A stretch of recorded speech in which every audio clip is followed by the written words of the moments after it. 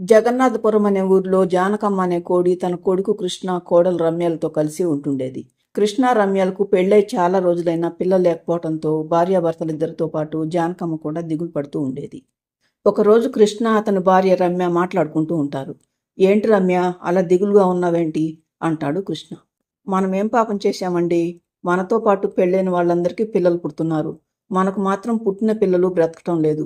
నన్ను మేనకోడలని అత్తయ్య ప్రేమగా మీకిచ్చి పెళ్లి చేసింది. కానీ ఆమెకు ఒక్క వారసుని కూడా ఇవ్వలేకపోతున్నాను. పాపం ఆమెకు కూడా ఉంటుంది కదండి, తన మనవాళ్ళతో మనవరాళ్ళతో ఆడుకోవాలని అంటుంది రమ్య. నువ్వు అనేది నిజమే రమ్య, కానీ సంతానాన్ని ఆ భగవంతుడివ్వాలి. అంతేగాని మన చేతుల్లో ఏముంటుంది చెప్పు? అయినా మనకేమంత వయసు అయిపోయిందని త్వరలోనే మన కలలన్నీ నెరవేరుతాయి చూడు. మా అమ్మ తప్పకుండా మనవణ్ణి ఎత్తుకుంటుంది అంటాడు కృష్ణ. ఆ భార్యాభర్తలిద్దరి మాటలు దూరంగా నిలబడి వింటున్న జానకమ్మ, దేవుడా, నా కొడుకు నన్ను తల్లిలాగా చూసుకుంటున్న నా కోడల కోరిక త్వరలోనే నెరవేరేలాగా చూడు స్వామి అనుకుంటుంది జానకి. కొన్ని రోజుల తర్వాత ఒకరోజు తను తల్లి కాబోతున్నాననే విషయం భర్త, అత్తలకు చెప్తుంది రమ్య. దాంతో జానకి మాట్లాడుతూ, ఇదివరకు 2 సార్లు ఇద్దరు పిల్లలు పుట్టి చనిపోయారు.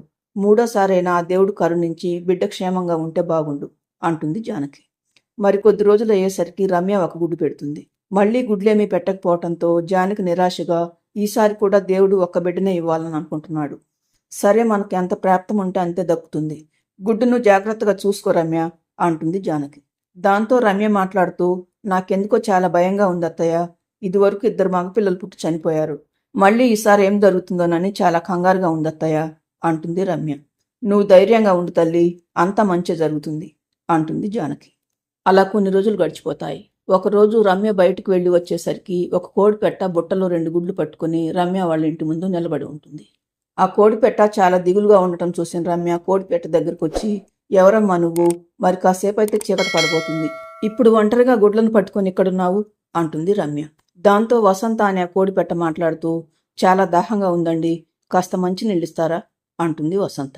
సరేనమ్మా, ముందు ఇంట్లోకి పద, తర్వాత మాట్లాడుకుందాం అని రమ్య వసంతని తీసుకుని ఇంట్లోకి వస్తుంది. ఇంతలో జానకి కూడా అక్కడికి వస్తుంది. కాసేపు అయిన తర్వాత, ఇప్పుడు చెప్పు వసంత, అసలు ఎవరు నువ్వు? ఇలా గుడ్లను తీసుకుని ఎక్కడికి వెళ్తున్నావు అంటుంది రమ్య. మాది ఈ ఊరి పక్కనే ఉన్న రాజమడుగండి. మా ఊర్లో 2 వర్గాల మధ్య ఎప్పుడు గొడవ జరుగుతూ ఉంటుంది. నా భర్త ఒక వర్గానికి చెందిన నాయకుడు. నా భర్త ఊరికి చేసే మంచి పనులు చూసి ఓరం లేని అవతల వైపు వాళ్ళు ఏదో ఒక వంక పెట్టుకుని గొడవలు పడుతూ ఉంటారు. ఈసారి అవి మరీ పెద్దవయ్యాయి. నిన్న జరిగిన గొడవలో 4 చనిపోయారు. అందులో నా భర్త కూడా ఉన్నాడు. నా భర్త చనిపోవటంతో మా విరోధుల చూపు నా మీద, నా పిల్లల మీద పడింది. అందుకే దొంగచాటుగా పారిపోయి మా అమ్మ వాళ్ళ ఊరు వెళ్ళాను. తీరా అక్కడికి వెళ్ళి చూస్తే మా అమ్మ ఊర్లో లేదు. ఇంటికి తాళం వేసి తీర్థయాత్రలకు వెళ్ళిందట. నన్ను తమ ఇంట్లో ఉంచుకోవటానికి మా బంధువులందరూ భయపడి ఎవరూ తమ ఇంటికి రానివ్వలేదు. అందుకే ఇక ఏం జరిగితే అదే జరుగుతుందని తిరిగి మా ఊరికి వెళ్ళిపోతున్నాను అంటుంది వసంత. అంత గొడవలు జరుగుతూ ఉంటే ఇప్పుడు నువ్వు ఆ ఊరికి ఎలా వెళ్తావమ్మా? మీ ఊరి గురించి, నీ భర్త చేసే మంచి పనుల గురించి నేను విన్నాను. ఏదేమైనా ఈ పరిస్థితుల్లో నువ్వు మళ్ళీ అక్కడికి వెళ్ళటం మంచిది కాదమ్మా అంటుంది జానకి. మరో 2 రోజుల్లో అయితే మా అమ్మ ఊరు నుండి వస్తుందండి. ఈ 2 రోజులు ఎక్కడైనా తలదాచుకుంటే సరిపోతుంది. సరేనండి, చీకటి పడేలాగా ఉంది, ఇక నేను వెళ్తానండి అంటుంది వసంత.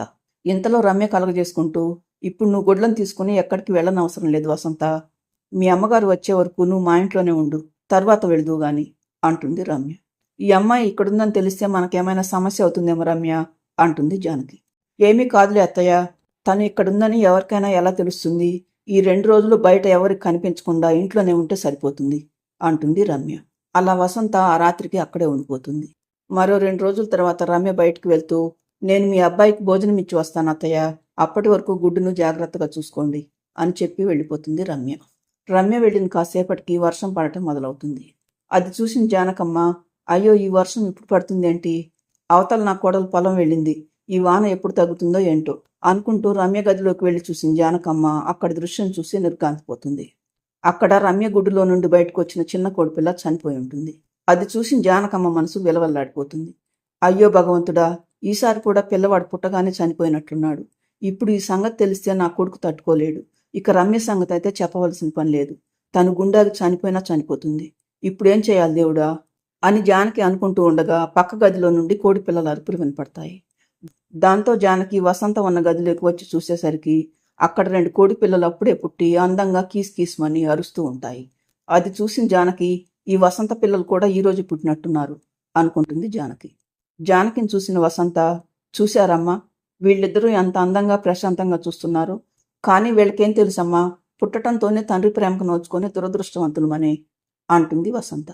దాంతో జానకి మాట్లాడుతూ, నిజమే వసంత, నీ పిల్లలు తండ్రి ప్రేమకు నోచుకోలేదు. కానీ అందరూ ఉండి కూడా నా మనవడు ఈ భూమి మీద బ్రతకటానికే నోచుకోలేదు అంటుంది జానకి. అదేంటమ్మా అలా మాట్లాడుతున్నారు, అసలేం జరిగింది అని వసంత అనటంతో, నాతో రమ్మ చూపిస్తాను అని వసంతను తీసుకుని రమ్య గదిలోకి వస్తుంది జానకి. అక్కడ చనిపోయి ఉన్న రమ్య కొడుకుని చూసిన వసంత, అయ్యో ఎంత ఘోరం జరిగిపోయిందమ్మా, తన ఒక్కగానొక్క బిడ్డ తనకు లేడని తెలిస్తే పాపం రమ్య ఎలా తట్టుకుంటుందో ఏంటో. ఈ 2 రోజుల్లోనే తెలిసింది తనకు పిల్లలంటే ఎంత ఇష్టమో అని. కానీ ఎవరో మాత్రం ఏం చేయగలమమ్మా, ఆ తల్లి ఈ కడుపు కోత భరించక తప్పదు అంటుంది వసంత.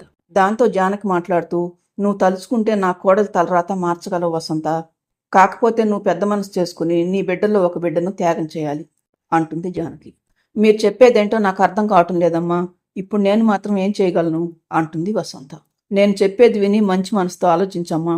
ఇప్పుడు నా కోడలు ఇంట్లో లేదు, తనకు పుట్టిన బిడ్డ చనిపోయాడని ఆమెకు తెలియదు కదా. రమ్య ఇంటికి వచ్చేలోపు నీ 2 పిల్లల్లో ఒకరిని రమ్య గుడ్డున్న బుట్టలో ఉంచుదాం. ఆ బిడ్డ తన బిడ్డేనని రమ్యకు చెబుదాం. లేక పుట్టిన బిడ్డను అపురూపంగా చూసుకుంటుంది. నీకు మరొక బిడ్డ ఉన్నాడు కాబట్టి నువ్వు వాడితో ఉండొచ్చు. నా కోడలి పరిస్థితి తలుచుకొని ఇలా అడుగుతున్నానమ్మా, ఇక నువ్వు బాగా ఆలోచించుకొని ఒక నిర్ణయం తీసుకో అంటుంది జానకి. దాంతో వసంతకి ఏం మాట్లాడాలో తెలియక మౌనంగా ఉండిపోతుంది. ఏం మాట్లాడవేంటమ్మా, నువ్వు ఆపదలో ఉన్నావని తెలియగానే ప్రమాదం అని తెలిసి నిన్ను తన ఇంట్లో ఉంచుకుని నిన్ను నీ పిల్లలను సురక్షితంగా కాపాడింది. ఇప్పుడు ఆ తల్లి ఇంత కష్టంలో ఉంటే నువ్వు ఆమెకేమీ సహాయం చేయలేవా అంటుంది జానకి. మీరన్నది నిజమేనమ్మా, నేనెవరో తెలియకుండానే ఆ అమ్మ నాకింత సహాయం చేసింది. అలాంటి మంచి మనసున్న మీ కోడల కోసం నేను నా బిడ్డను వదులుకుంటాను. వర్షం తగ్గిపోయిందమ్మా, రమ్యగారు వచ్చేసరికి నేను ఒక బిడ్డను తీసుకుని వెళ్ళిపోతాను.